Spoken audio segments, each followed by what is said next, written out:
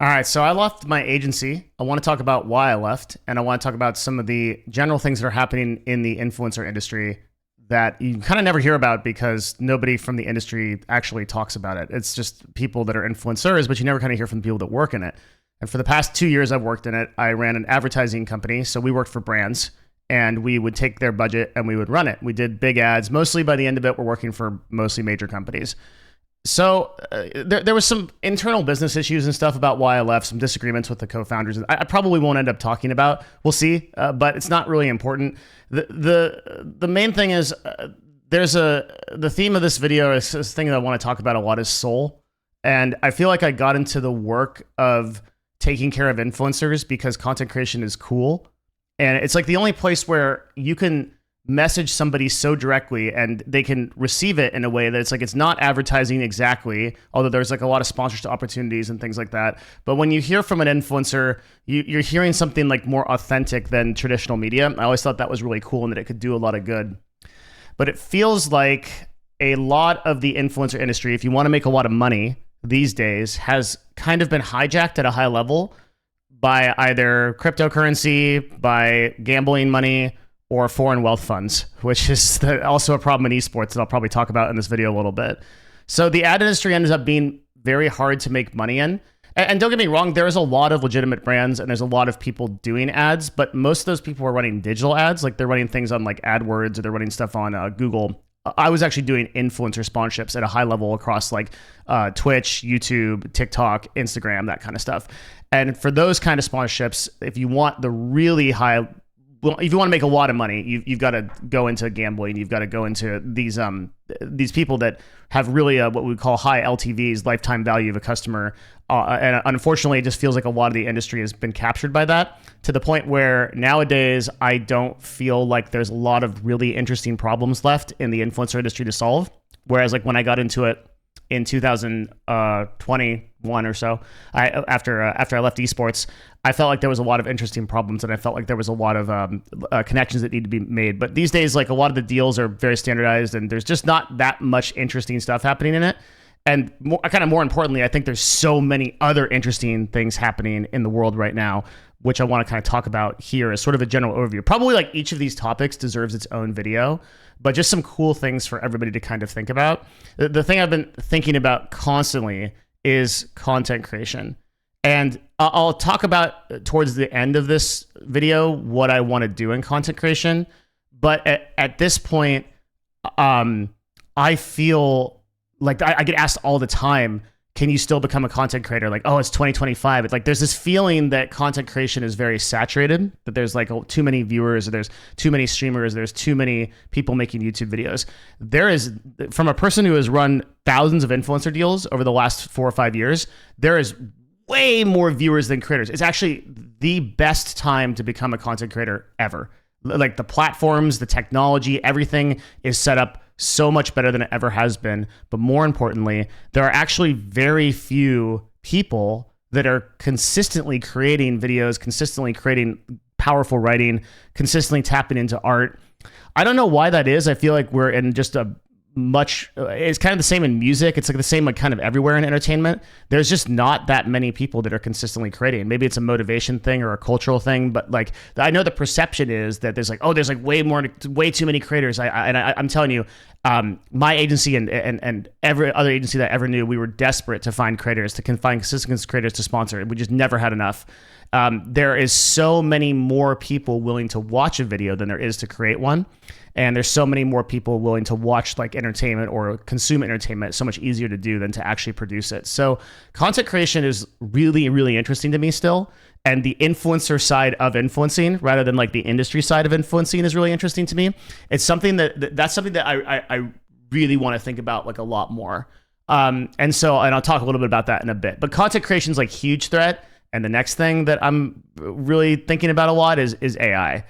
The most interesting thing about AI is that it has the largest potential to change the world. Like, for better or for worse, I'm not sure. The current state of AI is that I think nobody sees that platforms like X or YouTube, they'll be completely overrun by AI if the companies don't do something about it. We're already kind of seeing this. If you look at like YouTube Shorts, where like AI slop is just everywhere, it's going to get infinitely worse when things like VO3, basically commercial grade video, when you can produce video just like you can go to ChatGPT today and you can type a prompt and something happens. If you can do that for video, which should come in the next like 1 or 2 years, if you can do that, then I think there's going to be so many videos on YouTube, and just by pure quantity, that it'll be much harder to rank like legitimate creators. It'll be much harder to like distribute ads, so people will make a lot less money and stuff like that. The counter to this is that YouTube is pretty aware of this. I've talked to Google a lot about this, and I think they're the most aware of it. They've already demonetized AI videos, and they're kind of in the process of like separating actual creator videos from videos that are AI generated. But it'll be hard to tell, right? Like at some point, really soon, a video like this will be indistinguishable from AI. Like you could plug me in to a some kind of generator. You can kind of do this now. I've made some videos on this channel just showing this, and you can make a person that's like pretty believably me. And then in like a year from now, like 2 years from now, which is like not that long, it'll be totally me. And there's no way to tell any different.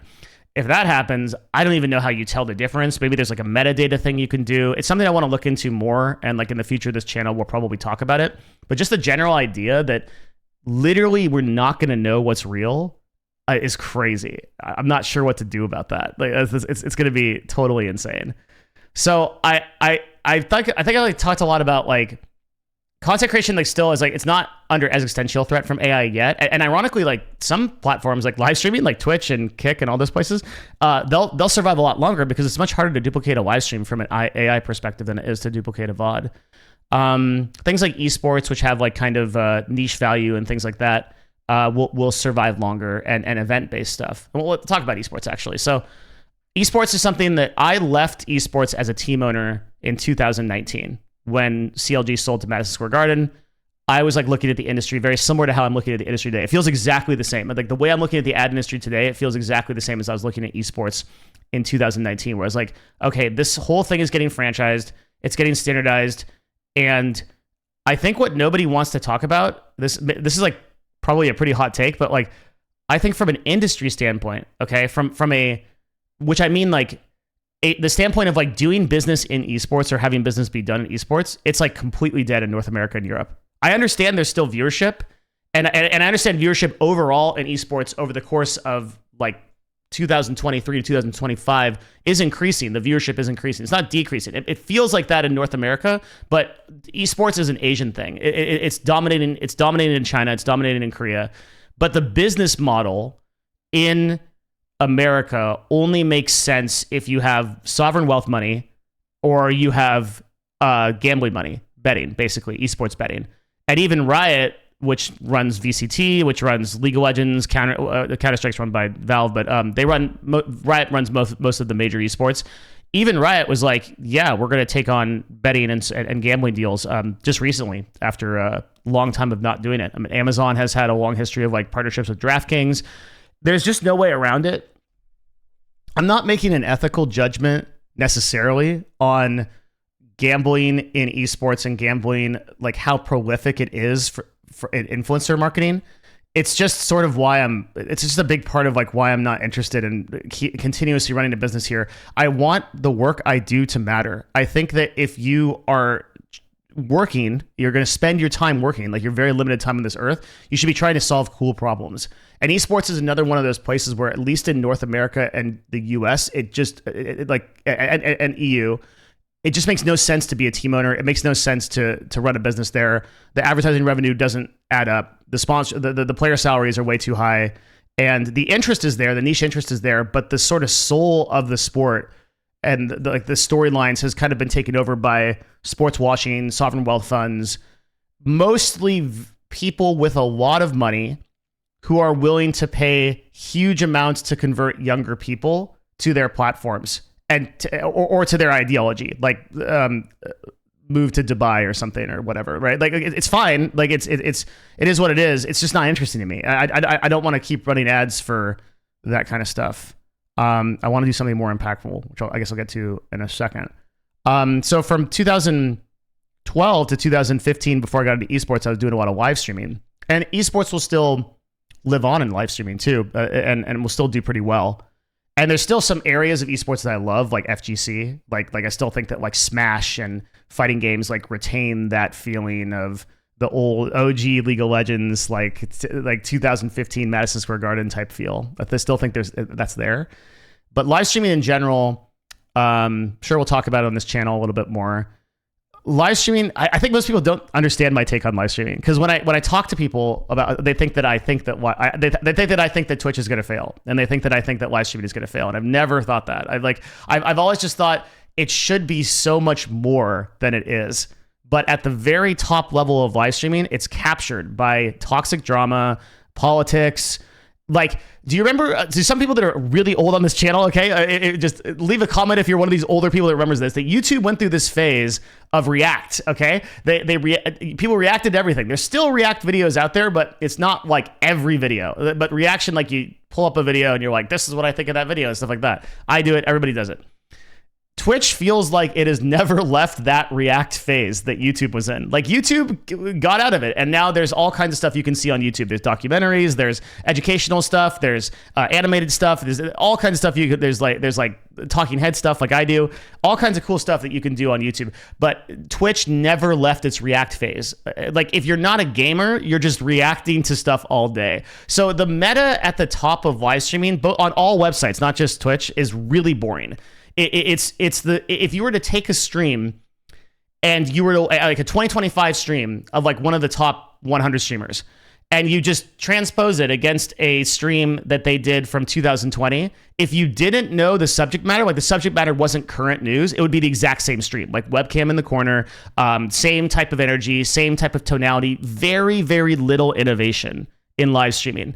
When it could be so much more, when you look at some things like the very few innovators that are on the sites, like Kai Cenat, the AMP crew, Agent, the guy Ludwig, like the guys that are running events, and the guys that are usually at a huge loss to themselves, right? Because the economics of these events doesn't make sense.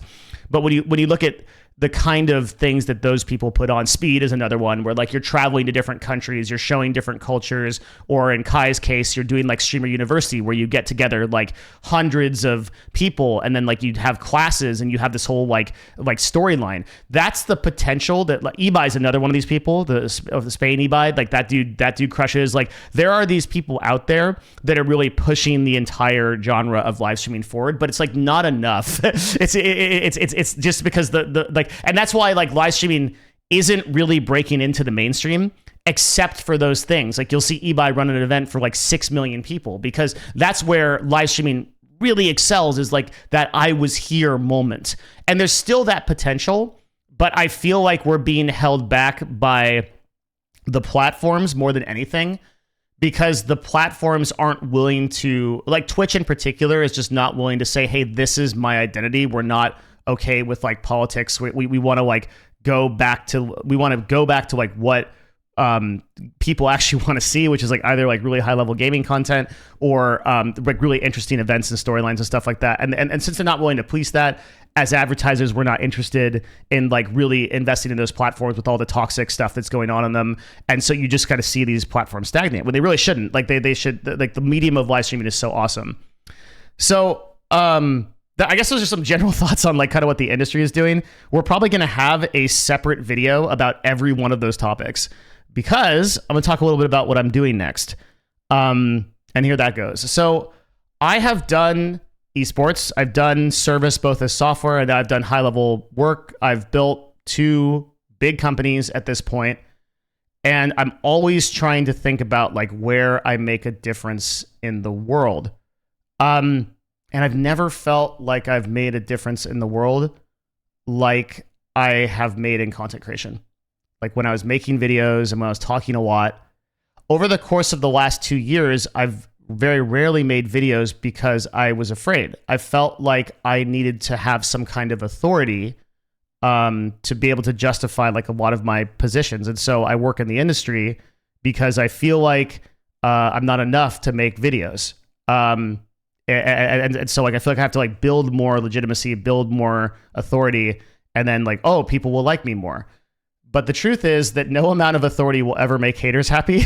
I understand that because recently Twitch has been going through like a view botting scandal. And when it comes to live streaming, information and things about like the live streaming industry and the ad industry as it pertains to like direct sponsorships and influencers, there's probably like 50 people in the world, probably less than that. It might be 10 that know that as well as I do. Just that have run the hundreds of thousands of dollars of deals that are actually in it. And yet, like, no matter how much authority that I built on these topics and know how much legitimacy I added by working with big companies and the people that are in the industry will always support me, which are the people that matter. But the haters bring you down, and like they'll tell you like, oh, like you're a scammer, you don't know what you're talking about, you know, your methodologies are bad, things like that. They're your guardians in content creation that are they want to keep you out of making things, and like I kind of let them win over the last like 2 or 3 years because I was like, okay, well, nobody really wants to hear from like an industry guy. It's like too boring, too niche, whatever. And I mostly stayed on Patreon that entire time, making videos about how to grow a business and doing self-improvement, because that was where I could like build a community of people that were actually interested in stuff that I wanted to talk about. So I still did Patreon. Nowadays we're up to like 150 videos on Patreon. It's like it's insanely valuable. It's $5. And so there was a lot of people that stayed with me on that, and I always felt comfortable creating there. But in like YouTube and like Twitter, you have to like go out to the whole public. A lot of people who are not, no matter what your authority is, are just not going to accept what your position is. Either they have some kind of baked in ideology, or they're just not about you. Like they just don't like who I am. Fine. Right. But I feel like when I compare the amount of difference I was making when I consistently created videos, the messages I would get from people that are like, you know what, I decided to become a content creator and now I'm here because you said X, Y, and Z, which is not true. They're there because of them. But if I was some small part of that, that's awesome. That felt so much better than being in the ad industry world, the ad tech world, and just like no one knowing anything about what I do, but like you'd see a big ad from a Fortune 500 or something, and I'd be like, yeah, I made that happen. But in the end of the day, what's that? Just to like push more product or like, you know, push more money around to like huge companies. It just didn't feel, it's not wrong to do. And like, obviously there's like a ton of people I've met in the agency world and I respect you guys. And like, it's just not for me anymore. Like, it's just, I think as dumb as it sounds, and it's like, I'm losing out on a lot of potential money because content creation doesn't make any sort of money compared to what running businesses does. I just want to go back. I want to create again. I want to talk about things that are in the new media world, the social media world, the business world. And I feel like I have been waiting for like 2 or 3 years for an impartial, non-biased creator who's kind of data and analytical driven to explain issues in a way that sometimes, usually when I create a video, I do it because I'm so angry that there's nothing out there that's explaining it to the degree that I want it explained. Like, you can get like sort of updates on what's happening, but to understand the issue at like a technical level is there's not really a lot of people doing that. And so I was like, man, I kept waiting for this. It just didn't happen. There's very few people from the actual industry that will talk about this stuff because often they're either A, making so much money they don't care, or B, there's actually a brand risk of them doing so, which was another reason I didn't create a lot, was because like if I'm working for a Fortune 500 or something and I post something insane on X, I'm representing that brand literally on their advertising. I can get my contract canceled or all kinds of things that you kind of see all the time happens in like larger organizations. So I feel like going back and really giving an honest like 6-8 months, maybe a year to just creating and making things. Talking a lot, writing a lot. Like probably the 2 platforms I'll spend the most time on are X and Twitter, where I really think there's a lot of criticism about X and Twitter that's all deserved, but it's also a place where like a lot of people are listening. And so I really want to create there. I've been creating there on twitter.com/Devin Nash. And also I'll do YouTube. Obviously, that's why I'm here. If you like my stuff and you want to see more videos from me, I don't know how many of those people that you are. Maybe you can tell me. We'll do a secret call out. 1930. Okay, if you're still here in a Devin Nash video, 1930, leave a comment and let me know. Okay. But if you guys want me to make more videos, then this is like probably the best update for you, because I'm gonna make more videos. and luckily I'm in a position where I don't really care about viewership that much. I'm not gonna go to be a huge channel. Just want to talk about things that are interesting and write about them. And I'll do a little bit of live streaming too, like maybe 2 or 3 times a week going forward.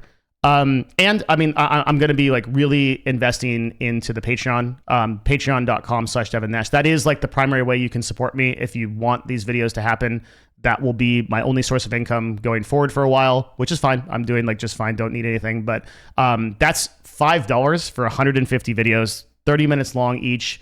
They're not anywhere else. And they're all about like how I grow businesses, self-improvement type of stuff, like deep industry topics and things like that. That's a good Patreon. If you want to be a part of that, go check that out. I'm doing consulting too. I'm reopening that because I didn't have time, and I really like that. There's a link in the description for the consulting, but like I really like that idea of just like sitting with someone and doing a deep dive into their business and improving it. So I want to do more of that. Again, that's that sort of like direct touch stuff that I'm looking more to do rather than this kind of like back in the shadows ad stuff. So if you didn't get, there was like dozens of people that would message me for consulting that I'd never had time for at Novo. And if you want that, I'd be happy to do it. But eventually I'll get into product. So like at some point I want to build a product. I'm between that being like some kind of info product where like I really put together some of my best information about how to grow a broadcast or how to get good sales leads, or like how I built the sales structure at Novo, like something like that I might sell for like a couple $100. That's option one. Option two is like, I really want to get into green tea. That's a huge passion of mine. I drink green tea every single day. And so I would really love to sell that. So I like, and it's something I've never, I want to go. The next thing I want to do, I'm still going to stay in the business world. I can't get out. I'm not just going to become a content creator. I will for a while, like maybe the next year or so. And people will probably forget that I said this, but eventually I'm going to go back into product because I'm just too, I love business too much. So I will do something in product, and hopefully it'll be like something like in the health area, green tea, where I can like feel like I'm selling something that people are getting a direct benefit from. It's like improving their life in some way. But yeah, I think I'm done with the agency world. I'm still going to do a couple of deals here and there, but I want to keep searching for the soul. I want to keep searching for like where the difference can be made. I read most of the comments that people post about me. And so if you are still here after all of these years, or you're just hearing about this video, maybe it's the first time it's showing up on your feed and you're like, hey, like I want an industry guy that's been in the business that talks about technical, boring issues for 45 minutes to make more videos, then like, that's awesome. Thank you so much for you never need to financially support me or do anything but watch the stuff and maybe leave a comment that says like, yeah, like, hey, still here, or I'm new here and I just appreciate it. It makes a big difference. I'm definitely not immune to like a lot of the just like criticism and stuff, and I'm gonna try really hard not to let it hold me back anymore. As much as it has been when I was kind of behind in the ad scenes, but the people that post the comments that are supporting me really matter a lot. So I'm going to create more for you guys. I'm just going to be out there just annoying people and talking. So follow this channel and also follow the Twitter. That'll probably be where I spend most of the time. Also, I'm 24/7 on Discord. I have been for years. So discord.gg/Devin. All the links are down in the description. But if you want to come and hang out in the Discord's free. And there's basically a chat. You just get a hold of me like pretty much right away. So thank you everybody for watching this video. I hope it was good. And I'll see you guys again for the next one. There's a lot of exciting things to talk about. So I'll probably go right into writing after this. All right. See you. Bye.